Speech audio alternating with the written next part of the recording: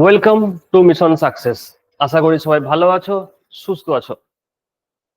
তোমরা সবাই জানো যে ওয়েস্ট বেঙ্গলের গ্রুপ সিডি নোটিফিকেশন খুব শীঘ্রই আসতে চলেছে। আর গ্রুপ সিডির যেটা সব থেকে ইম্পর্টেন্ট যে এখানে থাকছে গ্রুপ সিতে এবং ডিতে 15টা করে ম্যাথ। এই 15 নম্বর ম্যাথের জন্য কিন্তু আমাদের দারুণভাবে প্র্যাকটিস করতে হবে, কারণ সময় কিন্তু খুবই কম। মোটামুটি বলেছে যে যে 3-4 মাসের মধ্যে পরীক্ষা হতে পারে। তো এই 3-4 মাসকে টার্গেট করে যদি আগাতে হয়, তাহলে আমাদেরকে রেগুলার ম্যাথ কিন্তু প্র্যাকটিস করতেই হবে। আর এক্সামে আসার মতো যে কোশ্চেন গুলো আছে, আগে সেই কোশ্চেন নিয়ে আমরা কোশ্চেন অ্যান্সার আলোচনা করব। দারুণ দারুণ কোশ্চেন রাখা হয়েছে, যে কোশ্চেন গুলো বারবার ওয়েস্ট বেঙ্গলের পরীক্ষায় এসছে, সেই কোশ্চেন গুলোই তোমাদের সামনে রাখা হয়েছে। তো ক্লাসটা প্রথম থেকে শেষ পর্যন্ত অবশ্যই করবে। আর যদি ভালো লাগে তাহলে সাবস্ক্রাইব করে রাখবে, কারণ নেক্সট যখন কোনো ক্লাস দেওয়া হবে তার নোটিফিকেশন তোমার কাছে পৌঁছে যাবে। চলো শুরু করা যাক আজকের ক্লাস। আর তোমরা সবাই জানো আমাদের মিশন সাকসেসে অনলাইন এবং অফলাইনে গ্রুপ সিডি ব্যাচ স্টার্ট হয়ে গেছে। বেসিক প্লাস প্র্যাকটিস দুটোর জন্যই ক্লাস শুরু হয়ে গেছে। কারো যদি মনে হয় যে বেসিক পড়া আছে, প্র্যাকটিস ব্যাচে জয়েন করতে পারো। কারো যদি মনে হয় একদম প্রথম থেকে পড়বো, বেসিক ব্যাচে জয়েন করতে পারো। দেখো প্রথমকার কোশ্চেন লেখা আছে, একজন অসৎ ব্যবসায়ী ক্রয় মূল্যের পণ্য বিক্রয় করার দাবি করে, কিন্তু বেঠিক ওজনের বাটখারা ব্যবহার করেছে 1 কেজি পণ্যের স্থানে 900 গ্রাম বেচে তার লাভের শতকরা হার। এই কোশ্চেন কতবার যে পরীক্ষায় এসছে তার কোনো হিসাব নাই। মানে বলতে পারো যে ওয়েস্ট বেঙ্গল মানে এই কোশ্চেন আসেই আসে। সে পুলিশের পরীক্ষা হোক, ক্লার্কসের পরীক্ষা হোক, ফুড এসআই পরীক্ষা হোক, তাহলে পরীক্ষা দেবার আগে আমাদেরকে কিন্তু এই কোশ্চেন সম্বন্ধে জানতেই হবে যে এই কোশ্চেন সলিউশন কি করে করতে হয়। একদম খুব সহজ ভাবে জানতে পারবে। আর অবশ্যই খাতায় নোট করে রাখবে। প্রথমে নিজে করার চেষ্টা করবে, তারপরে যেগুলো পারবে না সেগুলো সলিউশন দেখে নিও। আজকে আমি কোশ্চেন প্লাস তার সলিউশন, পুরো সলিউশন দিতে থাকবো। তাহলে কোশ্চেন কি লেখা আছে দেখো, যে একজন অসৎ ব্যবসায়ী ক্রয় মূল্যে পণ্য বিক্রয় করার দাবি করে। মানে বলছে আমি যে টাকায় কিনে এনেছি আমি তোমাকে সেই টাকায় বিক্রি করছি, কিন্তু বেঠিক ওজনের বাটখারা ব্যবহার করে সে 1 কেজি পণ্যের স্থানে 900 গ্রাম দেয়। কিন্তু যখন দিচ্ছে অরিজিনালি, মানে তোমাকে বলছে যে আমি যে টাকায় কিনে এনেছি আমি সেই টাকায় বিক্রি করছি, কিন্তু যখন দিচ্ছে অরিজিনালি তখন কিন্তু পুরো 1 কেজি দিচ্ছে না, 1 কেজির পরিবর্তে 900 গ্রাম দিচ্ছে। মানে হলো দেবার কথা ছিল 1 কেজি, কিন্তু 1 কেজির পরিবর্তে 900 গ্রাম দিল। তাহলে দোকানদার তো 100 গ্রাম দিলই না। তাহলে এই যে 100 গ্রাম লাভ করলো, এটা কতর উপরে 100 গ্রাম লাভ করলো, এই ব্যাপারটা তোমাকে বুঝতে হবে। যে এটা 1 কেজির উপরে লাভ করলো 100 গ্রাম, নাকি 900 লাভ করলো 100 গ্রাম, তোমাকে সেটা ভালো করে জানতে হবে। হ্যাঁ, তোমাকে 1 কেজির উপরে 100 গ্রাম লাভ করলো নাকি 900 100 লাভ করলো সেটা তোমাকে জানতে হবে। দেখো, তোমাকে যদি 1 কেজি দিত তাহলে তার কিন্তু লাভ হতো না, কারণ সে লেখা আছে যে ক্রয় মূল্যে পণ্য বিক্রি করে, মানে যে টাকায় কিনে এনেছে সেই টাকায় বিক্রি করছে। তার মানে সে কম দিচ্ছে বলে সে কিন্তু লাভ করছে। তাহলে আমাকে 900 দিচ্ছে, 900 দিয়ে বাদ বাকি যে 100 গ্রাম থাকছে সেটা সে লাভ করছে। তাহলে আমরা এরকম লিখবো যে 900 লাভ করে 100 গ্রাম, যে 900 লাভ করে 100 গ্রাম, একে কত। আর কি করব না, বলেছে লাভের শতকরা হার। শতকরা মানে মোটের উপর পার্সেন্টেজ বার করতে বলেছে।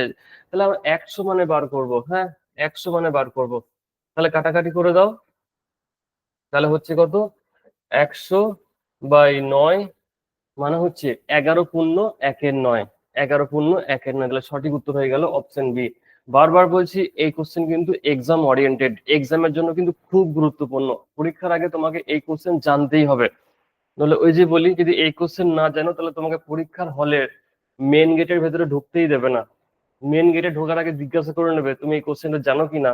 যদি তুমি কোশ্চেনটা জানো তবেই তোমাকে গেটের মধ্যে এন্ট্রি করতে দেবে, নাহলে তোমাকে কিন্তু কোশ্চেনের মধ্যে, গেটের মধ্যে তোমাকে ঢুকতেই দেবে না। তাহলে এই কোশ্চেন কিন্তু তোমাকে জানতেই হবে, না জানলে জেনে রেখে দাও, প্লাস খাতায় নোট করে রেখে দাও। পরের কোশ্চেন দেখো, একটা ছাত্রকে 3 দ্বারা কোনো একটা সংখ্যাকে ভাগ করতে বলা হলো, ভুলবশত সে সংখ্যাটিকে 3 দ্বারা গুণ করায় উত্তরটি হয় 29.7। সঠিক উত্তরটি কত? এই কোশ্চেন বিশালভাবে ইম্পর্টেন্ট। মানে একজন ছাত্রকে বলেছে যে কোন একটা সংখ্যা আছে, তুই সেটাকে 3 দিয়ে ভাগ কর, কিন্তু সে কি করলো না, 3 দিয়ে গুণ করে দিল। এরকম তো হয় যে বাচ্চারা কি করে, অনেক সময় গুণকে ভাগ করে দেয়, যোগকে বিয়োগ করে দেয়, 13-কে 31 লেখে, 31-কে 13 লেখে। এই ধরনের কোশ্চেন থাকবে। এটা হচ্ছে নাম্বার সিস্টেমের কোশ্চেন। তাহলে একটা ছাত্রকে 3 দ্বারা একটা সংখ্যাকে ভাগ করতে বলা হলো, কিন্তু ভুলবশত সংখ্যাটিকে 3 দ্বারা গুণ করালো। তাহলে 3 দ্বারা ভাগ আর 3 দ্বারা গুণ, ডিফারেন্স হচ্ছে 9। তাহলে 9 এর জন্যই এখানে উত্তর হয়েছে 29.7। তাহলে 9 মানে হচ্ছে 29.7। এক মানে কত, কাটাকাটি করে দাও, 9 3 27, 9 3 27। তাহলে সঠিক উত্তর হয়ে গেল অপশন বি, 3.3। তাহলে দেখো না যে কোন কোন টপিক থেকে খুব ইম্পর্টেন্ট। হ্যাঁ, যে টপিকগুলো খুব ইম্পর্টেন্ট সেটা হলো, একটা হলো এই যে আগের অঙ্ক করলাম লাভ ক্ষতি, 2 নম্বর হচ্ছে নাম্বার সিস্টেম। যে টপিকগুলো ইম্পর্টেন্ট সেই টপিক থেকে কোন কোন কোশ্চেন ইম্পর্টেন্ট সব আজকে আছে। তাহলে সঠিক উত্তর হয়ে গেল অপশন বি, 3.3। চলো পরের কোশ্চেন। লেখা আছে দেখো, এক্স একটা কাজ 20 দিনে এবং ওয়াই ওই কাজটি 12 দিনে করতে পারে। ওয়াই ওই কাজটি একা 9 দিন করলো, বাকি কাজ এক্স একা কত দিনে শেষ করবে? এই টাইম অ্যান্ড ওয়ার্ক কোশ্চেনও পরীক্ষার জন্য খুব ইম্পর্টেন্ট। এরকম তো কোশ্চেন থাকবেই থাকবে। কখনো বলবে এক্স 4 দিন কাজ করার পর ছেড়ে চলে গেল, কখনো বলবে ওয়াই 5 দিন পর জয়েন করেছে, কখনো বলবে এক্স আর ওয়াই 4 দিন পর দুজনে ছেড়ে চলে গেল, তারপরে জেড এসছে। এই কাজের অঙ্ক, ছেড়ে দেওয়ার অঙ্ক, আমি দেখো তোমাদের বেসিক ব্যাচে বারবার শিখিয়েছি, বারবার বুঝিয়েছি যে কি করে এই ছেড়ে যাবার অঙ্ক করতে হয়। আমি এটাও বলি যে এই ছেড়ে যাবার অঙ্ক তুমি যদি একবার বুঝে যাও আমার কাছে, তাহলে অঙ্কে ছেড়ে গেলে যেমন কোনো সমস্যাই হয় না, তেমন ব্যক্তিগত জীবন থেকে কেউ ছেড়ে চলে গেলে তখনও সমস্যা হবে না। সব সমাধান তোমার কাছেই থাকবে। দেখো কি লেখা আছে, এক্স একটা কাজ 20 দিনে করতে পারে, ওয়াই একটা কাজ 12 দিনে করতে পারে। তাহলে কাজের অঙ্কতে অঙ্ক আমরা পারি আর না পারি, প্রথমে আমরা এলসিএম করব। তাহলে এলসিএম কত হচ্ছে, এলসিএম হচ্ছে 60। তাহলে মোট কাজের পরিমাণ হলো 60 ইউনিট। শুধু 60-কে আমরা 60 বলবো না, কি বলবো, 60 ইউনিট। মোট কাজের পরিমাণ হলো 60 ইউনিট। এক্স এক্স করতে পারে কত ইউনিট কাজ, 3 ইউনিট কাজ। ওয়াই করতে পারে কত ইউনিট কাজ, 5 ইউনিট কাজ। এবার কোশ্চেন পড়বো, কোশ্চেনে কি লেখা আছে দেখবো, সেভাবে আমরা কোশ্চেন পড়বো। লেখা আছে ওয়াই ওই কাজটি একা 9 দিন করে। তাহলে ওয়াই একদিনে করতে পারে 5 ইউনিট কাজ। ওয়াই একদিনে করতে পারে 5 ইউনিট কাজ। তাহলে 9 দিন কাজ করেছে, তাহলে 9 দিনে করবে 45 ইউনিট কাজ।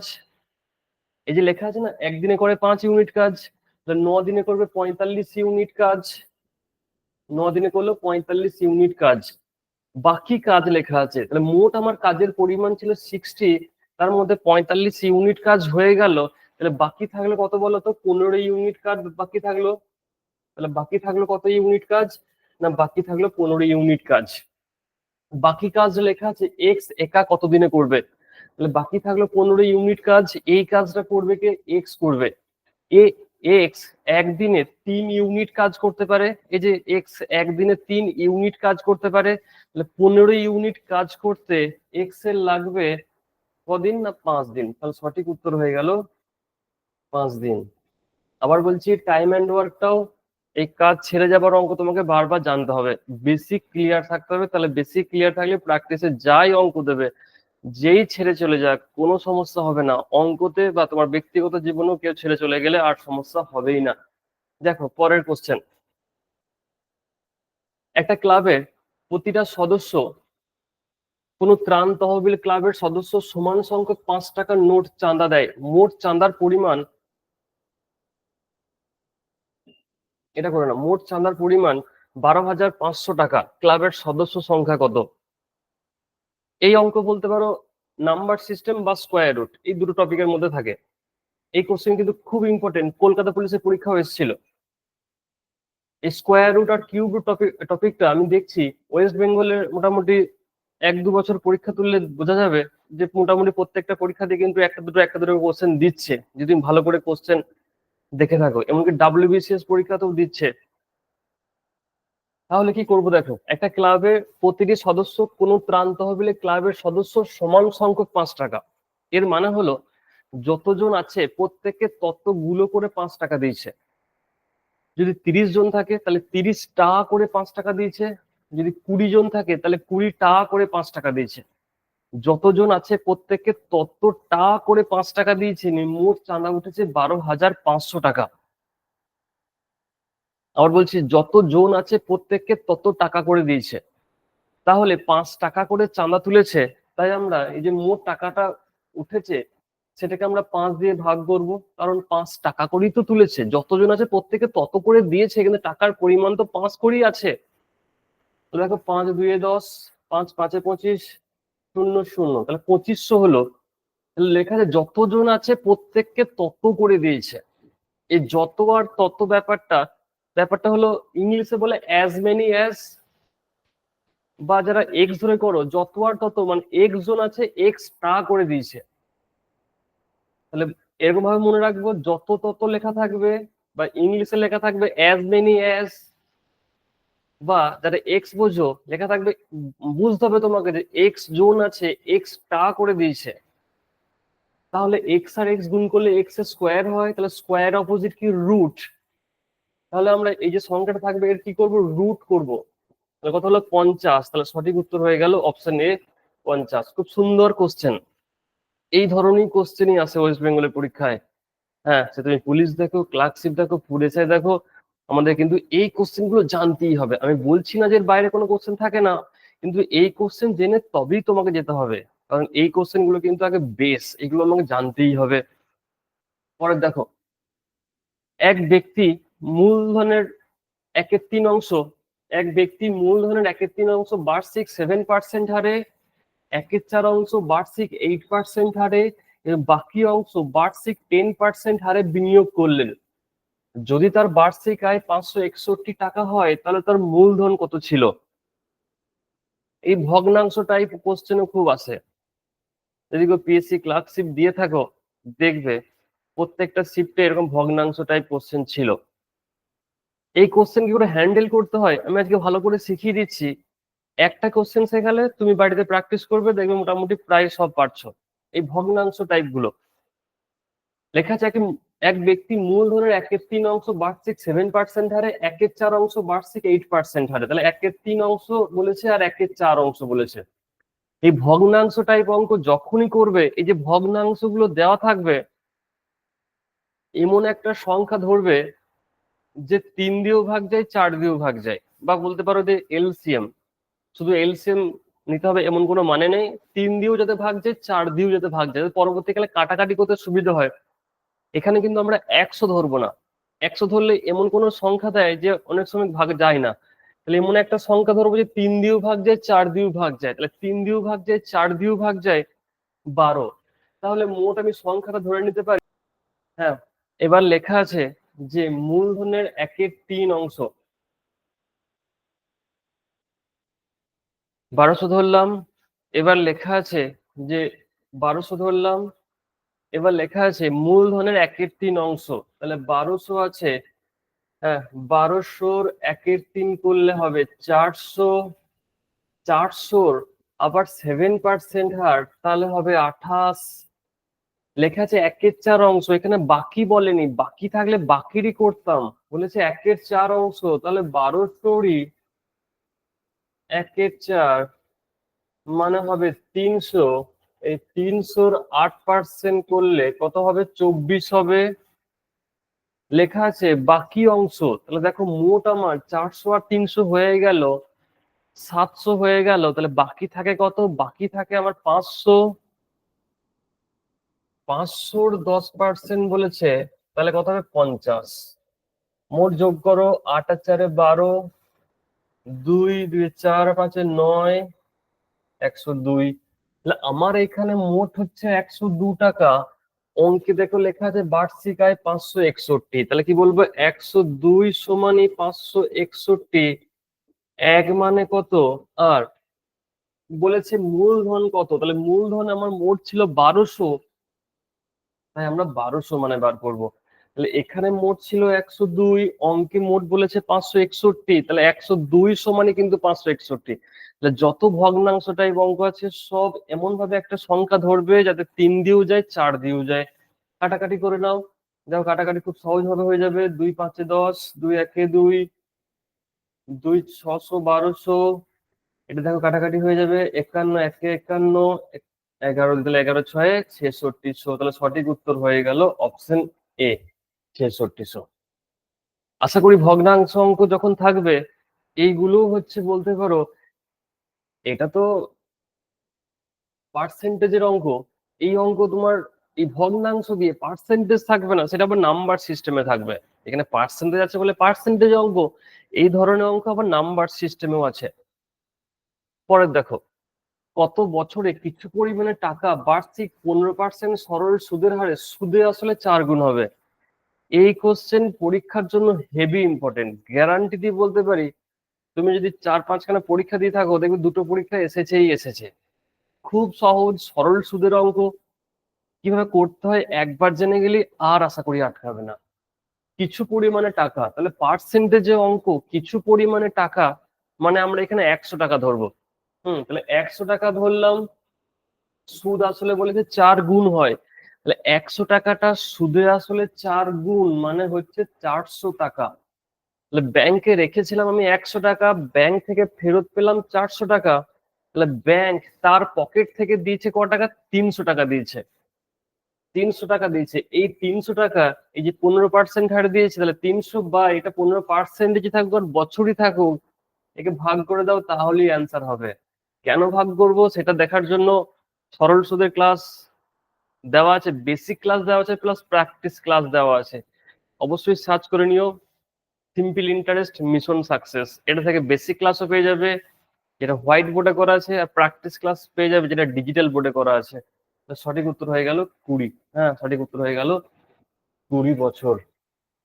তাহলে বললাম বারবার এই কোশ্চেন এক্সামের জন্য খুব ইম্পর্টেন্ট, এক্সাম ওরিয়েন্টেড বলতে পারো। একটা ত্রিভুজের বাহুগুলির দৈর্ঘ্যের অনুপাত 2:3:4, এর পরিসীমা 36 সেমি, ত্রিভুজের বৃহত্তম বাহুর কত? তাহলে সবসময়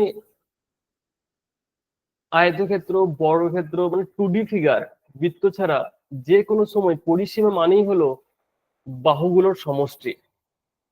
2D ফিগারে বৃত্ত ছাড়া যে কোনো ফিগার পরিসীমা মানে কি বলবো? বাহুগুলোর সমষ্টি।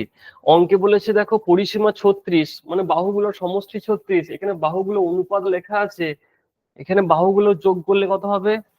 দেখো 2 + 3 + 4 9, তাহলে 9 সমানই হচ্ছে 36। বলেছে যে বৃহত্তম বাহু কত, তাহলে বৃহত্তম ছিল 4, তাহলে 4 মানে কত? অ্যান্সার কত হয়ে গেল? 16।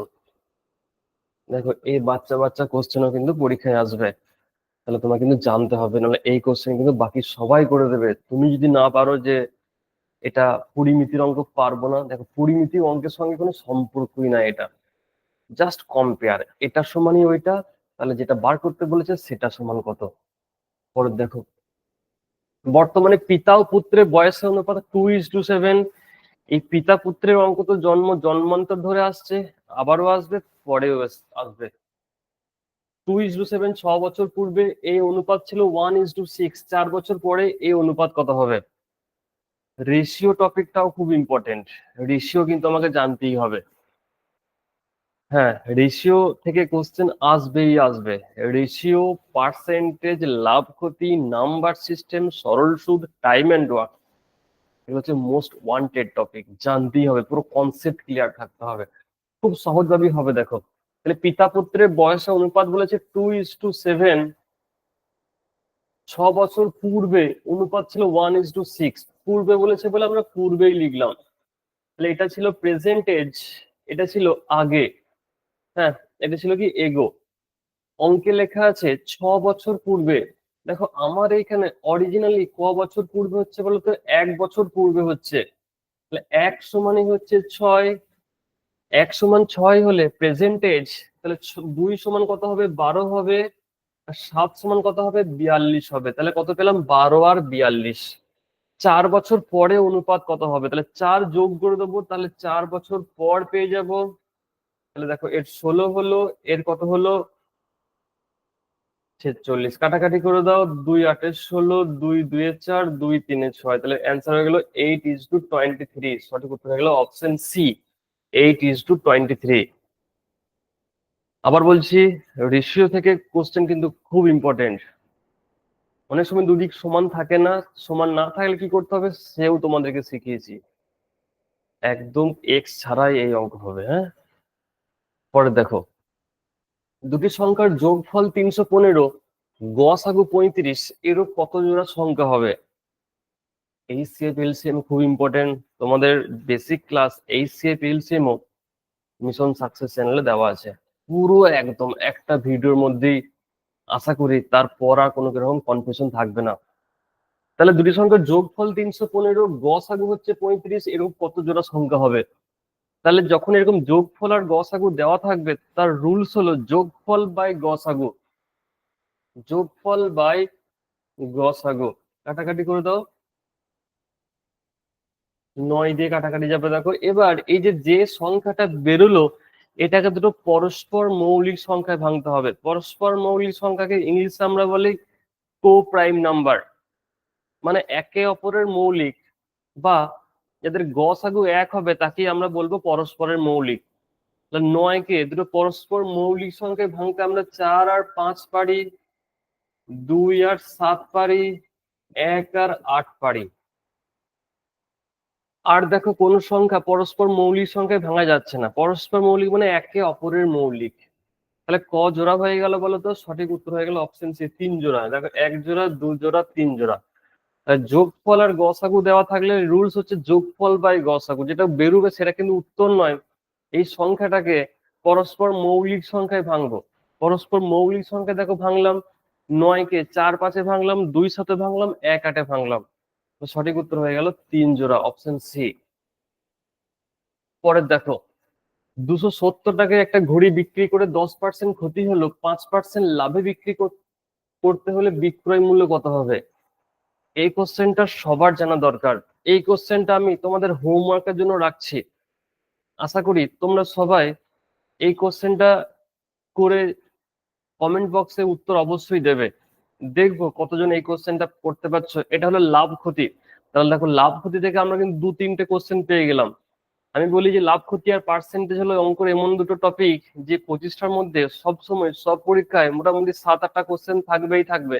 এই দুটোকে বলা হয় অঙ্কের ফুসফুস, মানে এই দুটোকে তোমাকে জানতেই হবে। তাহলে দেখো, আবারও একটা লাভ ক্ষতি থেকে কোশ্চেন আমরা কিন্তু পেয়ে গেলাম। এটা থাকছে হোমওয়ার্ক, তোমরা অবশ্যই এটা করবে, করে কমেন্ট বক্সে উত্তর দেবে। পরে দেখো, একটা সংখ্যার 5-এর 8 অংশ অপর সংখ্যার 5-এর 12 অংশ, সংখ্যা দুটির গুণফল 9600 হলে বড় সংখ্যাটি কত? তাহলে ভগ্নাংশ অঙ্ক আছে। দেখো, একটা 5-এর 8 অংশ সমান বলেছে 5-এর 12 অংশ। ভগ্নাংশ অঙ্ক থাকলে প্রথমে গোটাগুটি করে নেবো। গোটাগুটি করবো, এলসিএম করলে গোটাগুটি হয়ে যায়। এলসিএম করে নাও। তাহলে দেখো, 8 আর 12 এলসিএম হবে 24, 8 3-এ 24, 3 5-এ 15, 12 2-এ 24, 2 5-এ 10, তাহলে 15 আর হচ্ছে 10। 5 3-এ 15, 5 2-এ 10। অঙ্কে বলেছে দুটি গুণফল হচ্ছে 9600। তুমি দেখো এদের গুণ করলে কত হচ্ছে, এদের গুণ করলে হচ্ছে 6, 6 মানে 9600। কাটাকাটি করো, 6 1-এ 6, 6 6 36, 1600। যেহেতু গুণফল ছিল মানে অনুপাত, তো এখানে 3x আর 2x আছে, গুণ করলে 6x স্কোয়ার হয়। তাই যে সংখ্যা বেরোবে তার আমরা স্কোয়ার রুট করব। এই অনুপাত, তো অনুপাত মানে তো অরিজিনাল এক্স, আমরা এক্স ধরি না সেটা আলাদা ব্যাপার, কিন্তু অনুপাত মানে তো ব্যাপারটার ভিতরে এক্স আছেই আছে। তাই যে সংখ্যা বেরোবে তার স্কোয়ার রুট করবো। তাহলে দেখো 40 হলো, এক্স এর মান পেয়ে গেলাম 40। বলেছে বড় সংখ্যাটি কত? তাহলে বড় সংখ্যা ছিল 3, তাহলে এক্স 40 হলে 3x কত হবে? 3 40 120, 3 ইন্টু 40। সঠিক উত্তর হয়ে গেল 120। উত্তর হয়ে গেল অপশন বি। সঠিক উত্তর হয়ে গেল অপশন বি। পরে দেখো, কোন কোন ক্ষুদ্রতম সংখ্যাকে 28 দিয়ে গুণ করলে গুণফল একটা পূর্ণ বর্গ? দেখো আবার একটা বর্গ থাকে কোশ্চেন। আমি বলেছিলাম এই যে রিসেন্ট ওয়েস্ট বেঙ্গল পরীক্ষা হয়েছে, বর্গমূল আর ঘনমূল থেকে কিন্তু কোশ্চেন আছে। এই দুটোই ভালো করে জানতেই হবে। আগে মাঝখান থেকে এই কোশ্চেন টপিক থেকে কোশ্চেন আসছিল না, কিন্তু এখন আবার রিসেন্ট আবার আসছে। তাহলে কনসেপ্ট জানতে হবে যে বর্গ মানে কি। বর্গ এর ইংলিশ হলো স্কোয়ার। এর আক্ষরিক অর্থ বলতে গেলে বর্গ মানে হলো জোড়ায় জোড়ায় সংখ্যা থাকতে হবে, যে কোনো সংখ্যা ডাবল ডাবল ডাবল ডাবল। চলো দেখি যে ডবল ডবল কে কে আছে। তাহলে 28 কে ভাঙবো আমরা। 7 4 এ 28, 2 2 এ 4।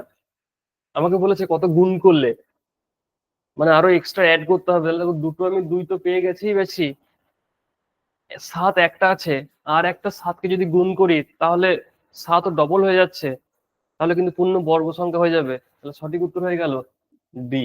যদি বলতো কত ভাগ করলে, তাহলেও 7 হতো। তুমি 7 কে বাদ দিয়ে দিই, তাহলে দেখো যে সংখ্যাটা পড়ে থাকছে সেটা দেখো দুটো 2 থাকছে, মানে 4 থাকছে।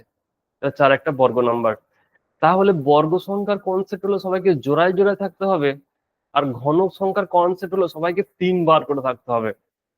এই সংখ্যা যদি বলতো যে কত গুণ করলে ঘন হবে, তাহলে আমরা আর একটা 2 গুণ করতাম আর দুটো 7 গুণ করতাম, উত্তর তো 7 × 7 × 2। এটা হতো উত্তর। বর্গ বলেছে তাই জোড়ায় জোড়ায় থাকতে হবে, দুটো 2 আছে, একটা 7 আছে, আরো একটা 7 গুণ করতে হতো, তাহলে পূর্ণ বর্গ সংখ্যা হতো। তো সঠিক উত্তর হয়ে গেল অপশন ডি। পরে দেখো দুটি সংখ্যা অনুপাত, দেখো আবারও একটা অনুপাত প্লাস এইচসিএফ এলসিএম থেকে করছে। টপিক গুলো দেখে রাখো যে কোন টপিক থেকে আসছে বেশি। দুটি সংখ্যা অনুপাতে 9:7, এতে গসাগু 19 হলে ছোট সংখ্যাটি কত? অনুপাত বলেছে 9:7, গসাগু 19। 9 আর 7 যদি থাকে, 9 আর 7-এর গসাগু করলে কত হবে? 1 হবে। 9 আর 7 এটা কো প্রাইম নাম্বার, গসাগু সবসময় একই হবে। তাহলে এখানে এক গসাগু, অঙ্কে বলেছে গসাগু 19, তাহলে 1 সমানে 19। ছোট সংখ্যা কত? তাহলে 7 × 19। সঠিক উত্তর হয়ে গেল 133। হ্যাঁ, সঠিক উত্তর হয়ে গেল 133। খুব সুন্দর কোশ্চেন। জানতে হবে এইচসিএফ এলসিএম কে, জানতে হবে রেশিও প্রপোর্শন কে। পরে দেখ, একটি ভগ্নাংশের লব ও হর উভয় থেকে 3 বিয়োগ করলে ভগ্নাংশটি 1/2 এর সমান হয়, কিন্তু উভয়ের সঙ্গে 2 যোগ করলে এর মান হয় 2/3। ভগ্নাংশটির মান কত? তাহলে লব আর হর যদি উভয় থেকে আমরা 3 বিয়োগ করি, তাহলে ভগ্নাংশটি 1/2 হচ্ছে। এগুলো হচ্ছে নাম্বার সিস্টেমের অঙ্ক। নাম্বার সিস্টেমটা খুব ইম্পর্টেন্ট যে কোনো পরীক্ষার জন্য। কিন্তু উভয়ের সঙ্গে 2 যোগ করলে মান হয় 2/3। এই ধরনের কোশ্চেন গুলো অপশন টেস্ট করে বেটার হবে, নাহলে একটু হলেও এক্স ধরতে হয়। কোন এমন সংখ্যা আছে লব আর হর উভয় থেকে 3 বিয়োগ করলে কাটাকাটি করে 1/2 হবে, আর যদি 2 যোগ করা হয় তাহলে 2/3 হবে। দেখো তোমরা পারছো কিনা, দেখো যে কোন সংখ্যাটা আছে। আচ্ছা, এটা তোমাদেরকে হোমওয়ার্ক দিচ্ছি, দেখি তোমরা কতজন উত্তর দাও।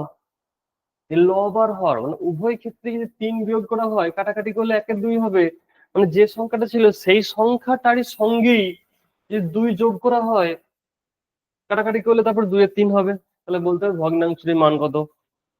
দেখি কে কে উত্তর দিচ্ছ। চলো পরের কোশ্চেন, আজকে শেষ কোশ্চেন। একটা খুঁটির 10% জলের নিচে এবং অবশিষ্ট 18 মিটার জলের উপরে আছে, খুঁটির দৈর্ঘ্য কত? এ হলো পার্সেন্টেজ প্লাস নাম্বার সিস্টেম। তাহলে দেখো পার্সেন্টেজ আছে, একটু আগে আমরা বললাম পার্সেন্টেজ মানে শতকরা, শতকরা মানে সবসময় 100 ধরবো।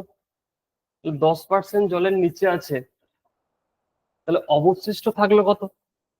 10% যদি জলের নিচে থাকে, অবশিষ্ট থাকলে 90%।